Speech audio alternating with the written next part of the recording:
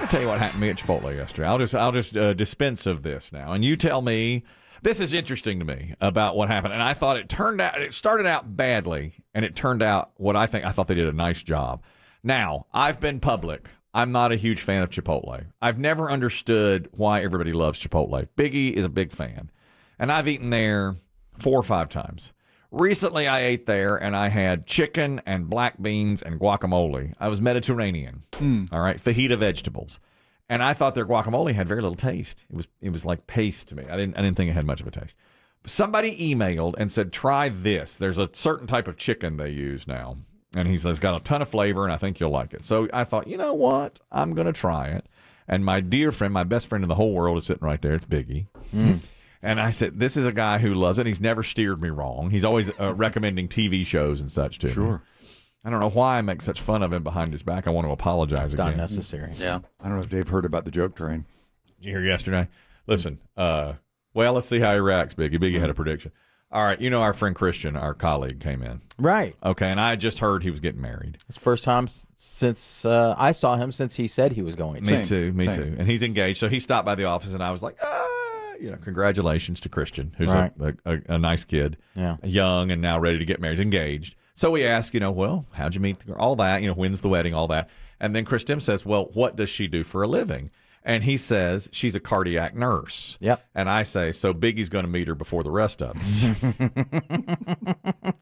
Right. After that 4-hour show you did yesterday, that's the funniest thing you right. said. That's what I said. But nobody heard it. But Chris Demm said over the line. Over the line! He said over the line. But Biggie was correct. Dave jumped on the joke train. Yep, Biggie said you jump on. Yeah. Well, here he comes. He's right. Joke train leaving the station. Boy. Yeah. All aboard. Oh, we got one late running on the... Running again. Wait, hold that train. Hold the train. Hold on, we forgot some laughter. when a man is low on chambers, you keep saying that. He's fine. He's fine. he needs a chambermaid. Well, come on. We're now one for the glom on card. They're registered at Bed Bath and Defib. Biggie, when they're laying right there, Sure. how can you not glom on? I know. Sure. It was wrong. And I said to Krista, do you think that was over the line? Yep, that was absolutely 100% over the line. And think of the horrible things he's said to me. I know. And I said, was it good-natured ribbing? And Kristen said, it was not good-natured ribbing. It crossed the line. It was behind his back entirely. It would have been better if Biggie was in the room. It would have been, but he's not going to walk down there. Well, you got to get him at the right time. I couldn't call him in. And even then, that's the speediest he is all day. I wasn't going to do that. He flies by. I apologize. Sure. In absentia. Okay. I appreciate it. So later, I thought to myself, I'm going to be really kind to Biggie and go to Chipotle for myself because Biggie likes Chipotle. Okay. So here's how I do my food now. I get apps and order and walk in and pick up a bag and leave and eat it in the car. Probably the best way to do it. That's what I like to do.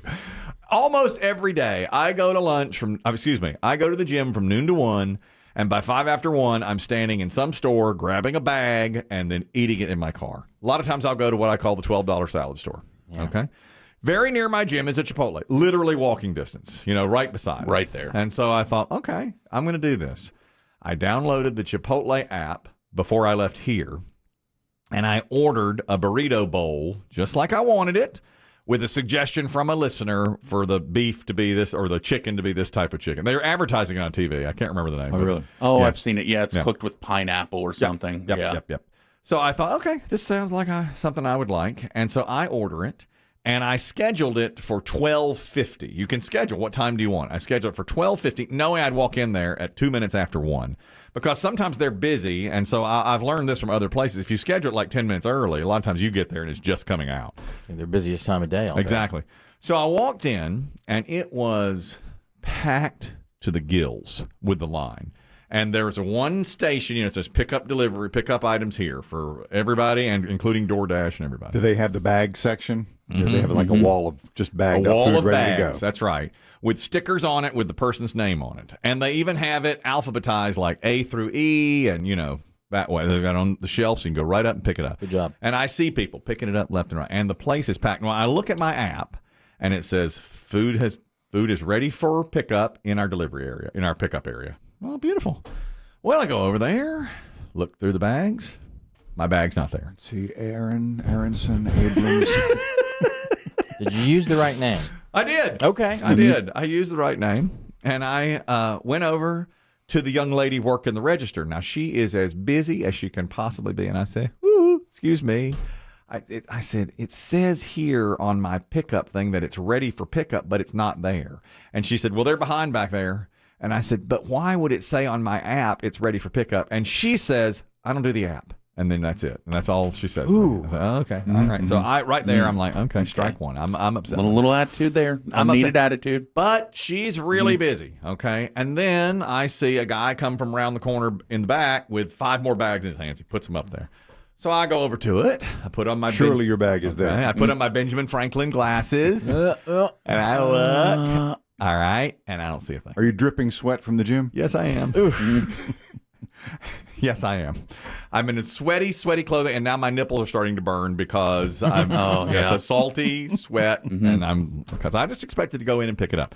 Well, now it's like 10 after 1, and I've ordered it for $12.50, so it's 20 minutes late. So I sit down and think, I'm going to wait here another round of bags to come out and see. Because the girl at the front was not going to help me. I could tell that. Are there other people waiting for bags with you? One more woman. Now, mostly when they come out, 5 people go and pick them up and go. But there's another woman sitting with me. And I say, "What time did you order for your bag?" And she said 1 o'clock. And it's about 10 after 1. So in fact, I looked at the clock. 1:16. Another round of bags come out.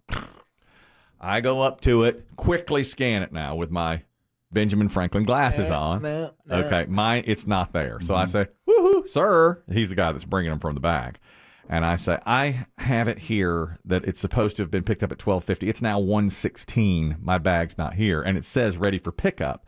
And he says, "What's the name?" And I said, "Kelly." And he looks back at the back. He goes, Coleman! And he comes around the corner. And then he looks back and he said, "We don't have a Coleman." And I said, "That's because it's Kelly, Kelly." So he comes back up to the front. He punches in the computer. He goes, "Yep, this was made and put on the shelf at 12:53 p.m. And I said, "But you see it's not there." And I walked in at 1 o'clock and it's not there. And he goes, "I'll tell you what happens. People come in off the street and steal them." And I said, "Are you serious?" And he goes, "Yep." People walk in. They don't care what they get. Those sites are unmonitored. Totally unmonitored. He said, sometimes if we're not busy, I will have our folks ringing people up, verify it, because you got to show it on your app. But as busy as we are right now, and again, the line was out the door. He's as busy as we are right now. We can't devote time to that, and people just walk in off the street and pick them up. And I said that you could knock me over with a feather. I didn't know that was being done. So it's an easy way to steal food. And he said, for a while we had this back here where I am, which is like behind a big wall. But he said that's so cumbersome because you have to go say who I am, show me, and then I have to go get it. And it was really gumming things up. Slow. And he said corporate wanted us to put it out front. But what happens is people just come in, see 6 bags sitting there, take one, walk out. We don't even know. They don't care. They go out the side door. Yeah. And I said, "My God." And he looked at the other woman. He said, "Same thing happened to yours, I'm sure." And he looked up her name, and he goes, "We'll have them out in a minute." And he said, "Here's some free chips and queso for your trouble." And he gave me a card. So I thought, all right, he handled that really well. And it's not his fault. He apologized. I said, "Well, what can you do? I mean, I didn't know that was going on." I've been to a sandwich shop where they keep them right by the door. Yeah. Where you can walk in the door, turn to the left, grab it, and walk away. It's so easy for theft. And no shock. But they have to do it like that. Speaking from experience, it's because of everything being DoorDash, of course, and everything. Yeah. Because when I was working back again in the pandemic at the pizza place, it was the lobby would be full of DoorDash and Grubhub guys and just waiting for their order to come out. I see that a lot. And then sometimes you'd miss it because people come up there to show you a phone. They don't tell you anything. So I understand where it got easier for the companies to be like, here, just let them sort it out themselves and come grab it. But the problem is, you do open it up for somebody walking in and just grabbing one and leaving. I'm so naive. It's the old look like you know what you're doing. You don't even have to do that. You walk up, you take it. I mean, it's as easy as, because that's what I do. I walk in, I look at my name, I pick it up. That's it. So as long as you get there a little bit before the customer, then you're getting the food, Yeah. And even if if I had caught somebody doing that, I'd say, "I think you got my bag." He'd go, "Oh, I'm sorry," and he'd put it back and give it to me and take another one. You know that's what they would do. You'd be face to face with a thief. It is. I was stunned. I said to the man, "In America, And he said, yes, in America. Especially in America. They do this. Sir, you're dripping in our lobby. Would you? Look, we're happy you're here, but would you mind leaving? I was. I was dripping in their lobby. And I just thought, man, I didn't realize that was going on. But after he pointed it out and what y'all are saying, it's wide open. It is so. And after I thought about it, I was like, it is so easy to do that. If you're a DoorDash driver, maybe Biggie knows because he's got more experience in that world.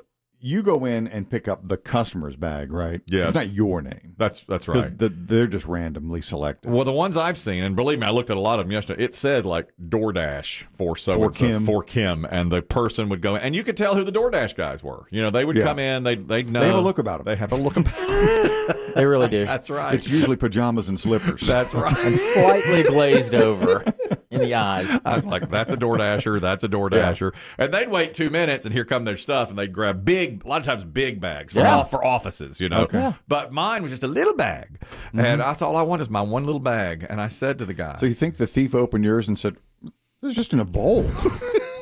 The psycho goes to a burrito joint and gets a bowl.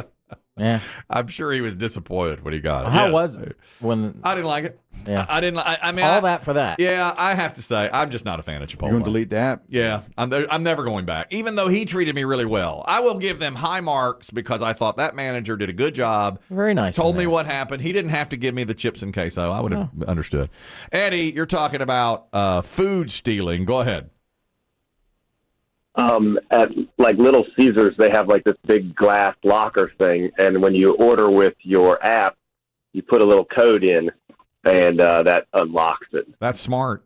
Huh. But of course it costs money, but that's smart. Yeah, that's a cost. That's what they should do, though. I mean, Chipotle's got it, you would think, to spend, but yeah, it's a cost. And it could malfunction, I suppose, but it's better than just sitting it out there. Thanks, Eddie. Appreciate it. But listen, everywhere I go, they just sit it out there. Yeah. Little Caesars, I've seen the pizza locker. Huh. That's what you do. You type in a code. I wonder how many meals get taken a day there. He says it happens all the time. That was 2 right there. Me and that other woman. Both of us. Well, it was probably the same person.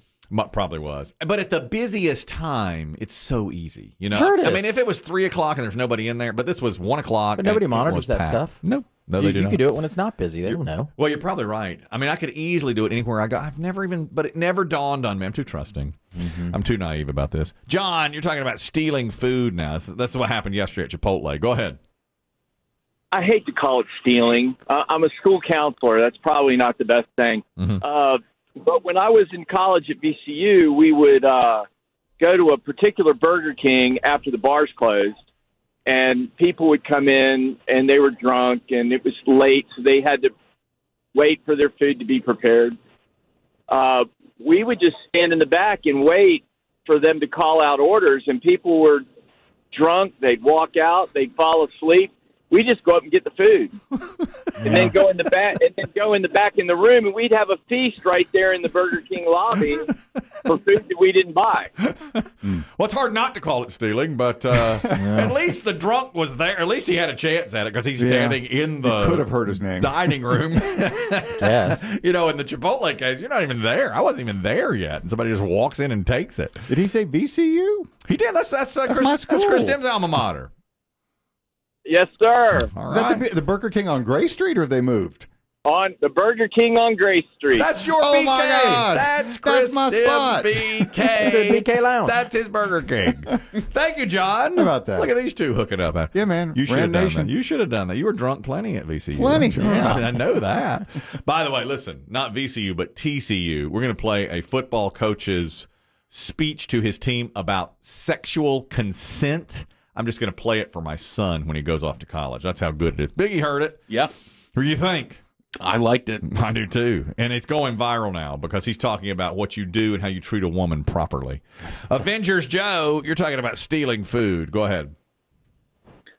Yeah, I was just telling Biggie, it could have been an accident also because I've ordered food and like at a smoothie place and went and picked up mine, and there was one sitting beside mine that I thought was mine also.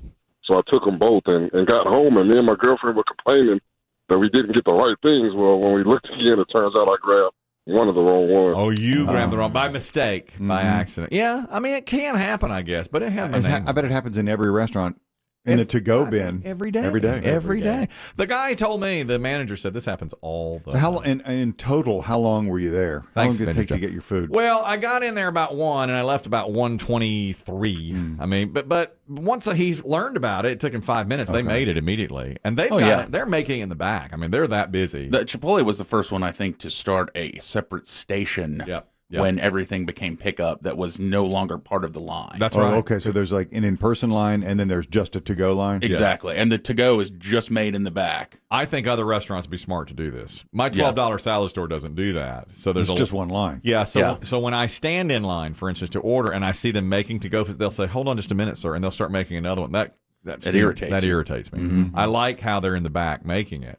But in this case, and he made it within a couple of minutes. It was very nice of him. I want to commend him for how he treated me. Yeah. But sure, he's never going to go back. I'm not going to go back. But it's not because of the service. It's not personal. Not because I didn't love the food to begin with, and then this incident as well. Is this why you sent me a tersely worded text later? Yes, it was. About something. This is private? About something else. This is behind the scenes. It's behind the scenes. I will need this within hours. For what? Meet 10 minutes later. Here you go. You doing a night show? I said I need this before 5 o'clock, or this one. I will need you to be on this now. Meet 10 minutes later, shirtless. There you go. Ryan, you're talking about stealing food. Go ahead. Hey, yeah, I actually had a friend who did DoorDash a lot, and I did DoorDash as well. And he would tell me where if they had a bunch of bags there and he's going throughout the day because he did it as a full-time job, he would just pick up someone else's bag and eat it in the car as his meal for the day instead of going and buying something. Man. So they can do that, too. They can just pick up a separate bag and leave. Man. It could have been a Dash or your bag. It could have been. That's low, man. I mean, if you know you're taking somebody else's food that somebody else has paid for, that's just stealing. I mean, that's all it is, you know. Yeah. Somebody stole, it's $13. Somebody stole $13 from me yesterday. Well, I wound up getting them food and actually free. They stole $13 from Chipotle. Restaurant. Yeah. Chipotle loses on that. It's really unfortunate. Although I will say this, I saw them making, I was very hungry, and I saw them making some burritos, not in a bowl, but in an actual burrito. The rolled up, fold up. It looked pretty darn good with the sour cream and all on it. Yeah, they look good. They do. It looked very nice.